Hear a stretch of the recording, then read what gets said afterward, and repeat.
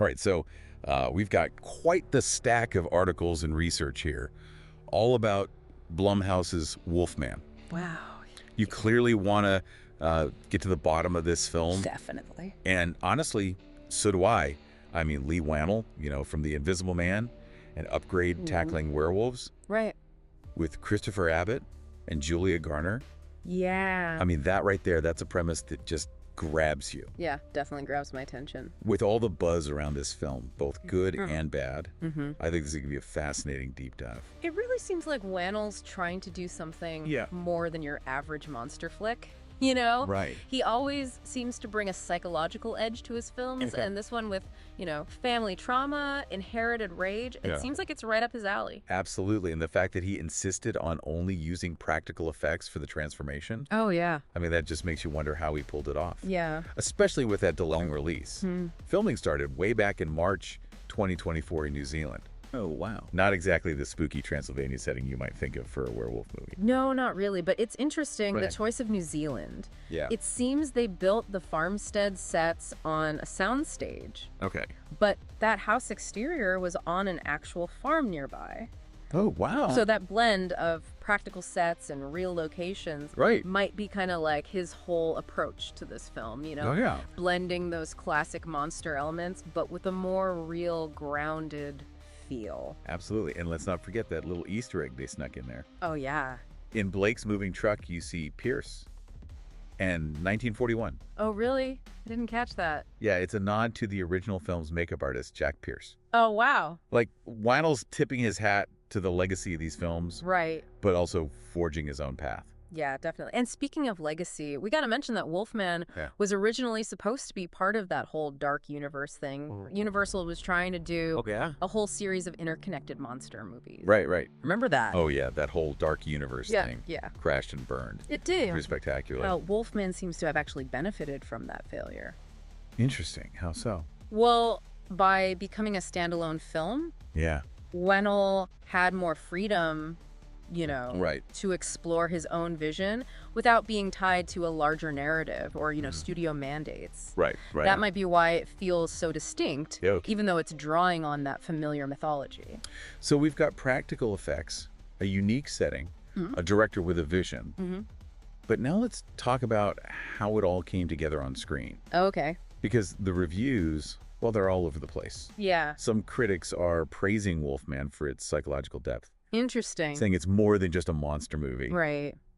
Pointing to the way the transformation becomes a metaphor for the main character's struggle to control his anger, which stems from his relationship with his father. Oh, wow. So they're really going there. Yeah. And several critics have said that those transformation scenes are really convincing. Oh, wow. Which probably has a lot to do with those practical effects. Yeah. Even the sound design has been praised. Oh, really? One review even used the word crunchy. Crunchy? Yeah, to describe the sound design. I mean, what does that even sound like? I know, right? But it sounds like not everyone was so happy. Oh, really? What were some of the bigger criticisms?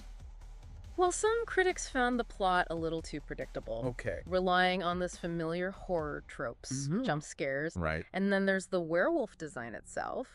While some found it unique and unsettling, others just thought it was weird. Interesting. There were even comparisons to Big Trouble in Little China. Huh. Big Trouble in Little China. Yeah. Huh. You know how that creature's kind of outlandish. Right. And a departure from that traditional werewolf. Yeah, okay.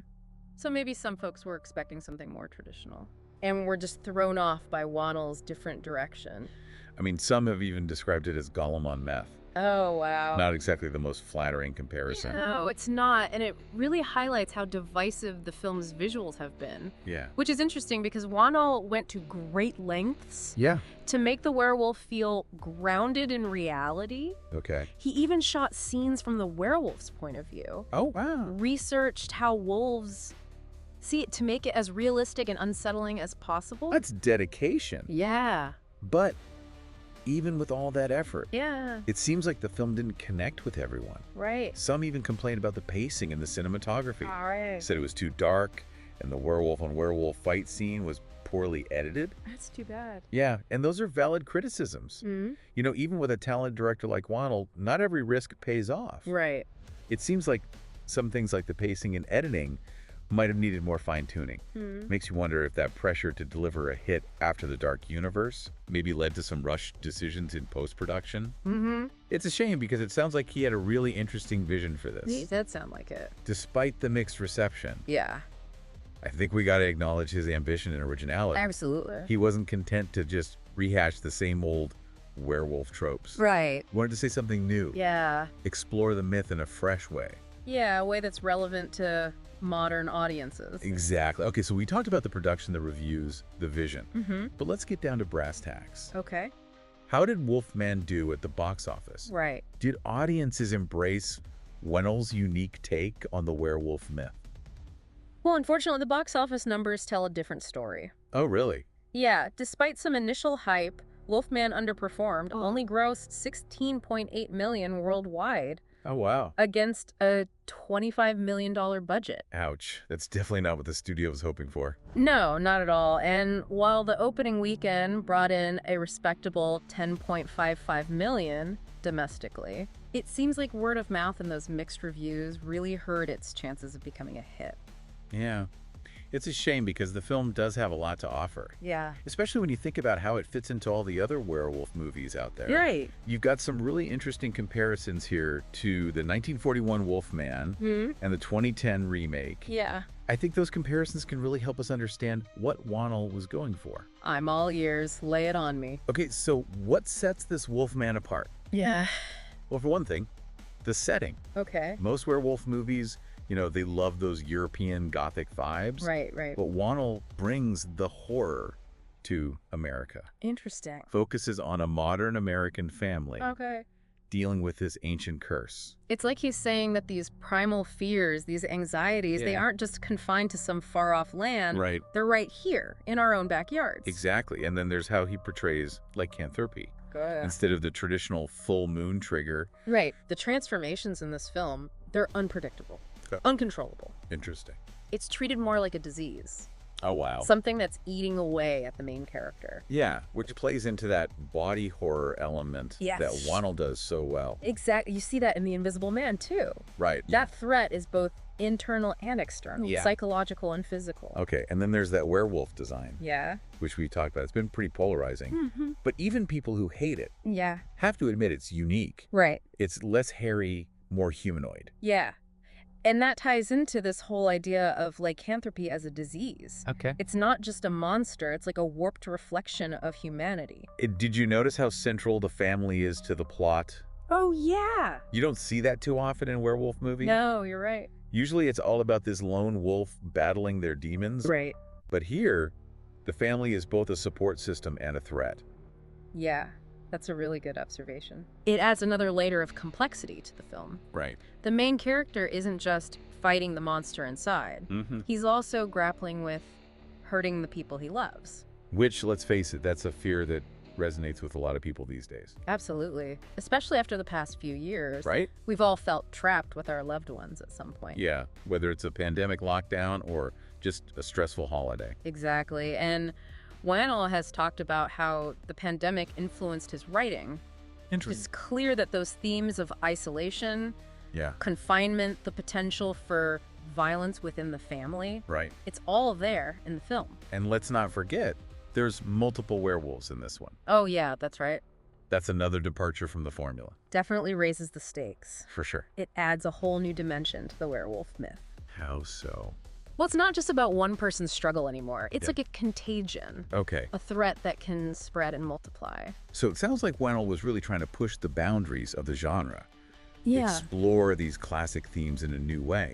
A way that feels relevant to a modern audience. Exactly. And I think that's what makes Wolfman so fascinating to talk about. Right. Even if it wasn't a huge success, critically or commercially. It's a film that sparks debate. Yeah. It makes you question what a werewolf movie can be. And isn't that what good art is supposed to do? Absolutely. Challenge us, provoke us. Make us think about the world in new ways. Right, and I think that's why these classic monsters, werewolves, vampires, zombies, they keep coming back. They tap into something primal. Something universal about the human experience. They reflect our fears, our anxiety. Our darkest impulses. Exactly, and by confronting those fears on screen, in a safe fictional space. Right. maybe we can understand ourselves a little better. And the world around us. So where do you think Wolfman fits in with all the other werewolf movies? That's a tough one. Is it a successful reimagining? Right. A noble failure? A future cult classic? Yeah. Honestly, I think it's a little bit of all of those things. Okay. It's flawed, for sure. Yeah. But it's also bold and ambitious. It takes risks, some pay off, some don't. Right. But I'd rather see a filmmaker swing for the fences than play it safe and make something forgettable. I hear that, and I think those things that made some people so mad, those might be the things that give it staying power. Interesting. How so? Well, it's those unique, jarring elements that often become inspiration for future filmmakers. You might be right. Maybe the very things that turn some people off will make others come back to it years from now, finding new meaning in its flaws. And that's what's so great about these deep dives. Right. We can look at a film from every angle. Yeah. Think about the context, the creative choices, the reviews. The audience reaction. But in the end, it's up to each person to decide what the film means to them. Right. We're not here to tell you what to think. Definitely not. But we do want to give you the tools to form your own conclusions. Exactly. So after all this research, exploring the production, the critical reception, the director's vision, what really stands out to you? Yeah. What do you think is most important for our listener to understand about Wolfman? That's a good question. Yeah. I think the most crucial thing to understand is that this film, even with its flaws, it shows just how powerful the werewolf myth really is. Okay. It's a story that never gets old. Yeah. It keeps fascinating us, terrifying us, and every generation finds new ways to tell it. And Wolfman, with its blend of classic and modern elements, its focus on family trauma and body horror, its bold visuals, its willingness to break the rules. Right. It's a testament to the fact that this myth still has some bite. It certainly does, and it reminds us that even today, with all the CGI and superhero movies, there's still a place for these primal, visceral stories about the monsters within us and out in the world. You know, it's interesting, even with all the amazing special effects we have today, there's just something about a monster movie that uses practical effects. Right. Do you think Whannell was trying to tap into that? Oh, definitely. I think there's a certain rawness you get with practical effects that makes it feel more real, more visceral. Yeah. Because you know there's an actual creature there. Right. Or at least a really good version of one right there on set with the actors. Yeah. It adds a layer of danger, you know, of unpredictability.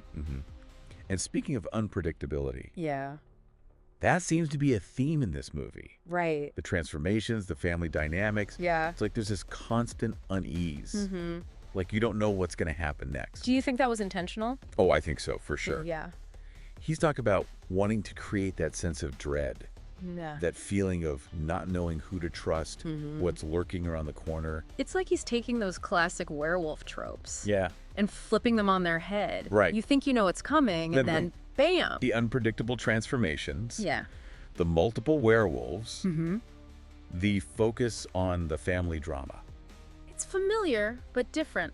Exactly. And that's what makes this deep dive so interesting. Right. We're not just talking about one movie. Yeah, it's bigger than that. It's like we're looking at how this whole myth has evolved. Across generations. These stories reflect our fears. It's like the werewolf is a shapeshifter. Yeah. It changes with the times. Adapting to our fears. And desires. And I think that's why Wolfman is so important. Even though it wasn't a huge hit. Right. It's trying to say something new. Yeah. Push the boundaries of what a werewolf movie can be. Absolutely. And it's sparked so much debate. Yeah. Made people think, challenge our expectations. And isn't that what we want? Right.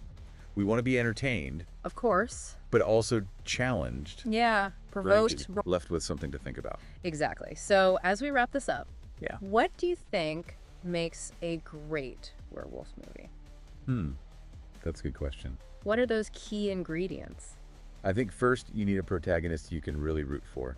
Someone you can empathize with. Yeah, even when they're turning into a monster. Right. You got to feel for them. And you need a good atmosphere. Yeah, a mood of dread. That builds and builds. Leading up to those transformations. Oh, and speaking of transformations. Right. Those have to be good. They got to be visceral. Convincing. You have to feel the horror of it.